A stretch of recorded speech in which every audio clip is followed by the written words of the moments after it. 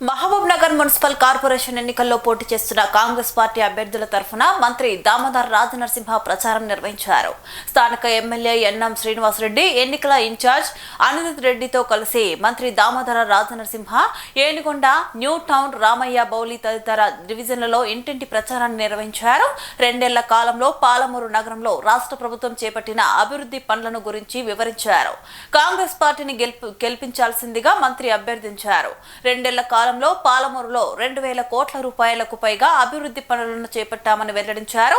నగరంలో నిర్మితమవుతున్న 1000 పడకల ఆసుపత్రిని త్వరలోనే ప్రారంభిస్తామని, ఆ ఆసుపత్రిని రెఫరల్ ఆసుపత్రిగా చేసేందుకు ప్రభుత్వం నిర్ణయించిందని వెల్లడించారు. పాలమూరును విద్య, వైద్యం, వ్యవసాయ పరంగా నెంబర్ 1 జిల్లాగా ఉంచడమే సీఎం రేవంత్ రెడ్డి లక్ష్యమని మంత్రి దామోదర్ వెల్లడించారు.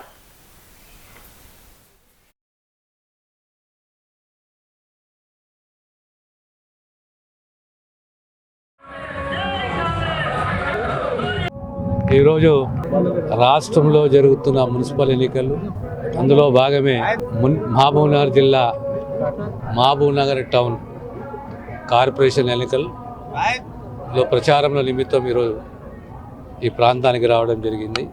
ప్రజలలో ఒక మంచి స్పందన, కాంగ్రెస్ ప్రభుత్వం రేవంత్ రెడ్డి గారి నాయకత్వం పైన పూర్తి విశ్వాసము, మేము అందిస్తున్న సంక్షేమమే కానీ అభివృద్ధి కానీ మమ్మల్ని గెలిపిస్తుంది, మా అభ్యర్థులను గెలిపిస్తుంది, మేము కార్పొరేషన్ కైవసం చేసుకుంటామని సంపూర్ణమైన విశ్వాసం ఉన్నది.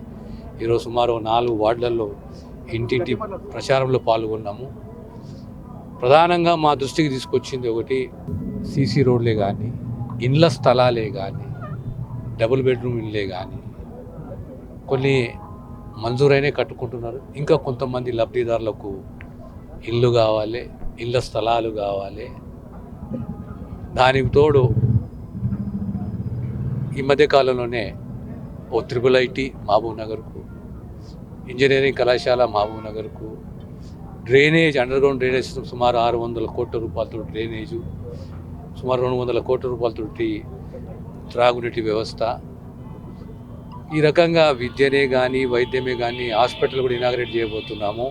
త్వరలోనే గతంలో మేము ప్రామిస్ చేశాము మహబూబ్ నగర్ జిల్లాని రెఫరల్ హాస్పిటల్గా, దానికి తోడు MRI సదుపాయాలు కూడా, ఆ ఎక్విప్మెంట్ కూడా, మెడికల్ ఎక్విప్మెంట్ కూడా మహబూబ్ నగర్ GGHకు ఏర్పాటు చేయబోతున్న విషయాన్ని తమ ద్వారా మహబూబ్ జిల్లా ప్రజలకు తెలియజేస్తున్నాం. అదొకటి. ఇక హాస్పిటల్కు సంబంధించిన ఒక కోర్టులో కేసు ఉండే, అది క్లియర్ అయింది.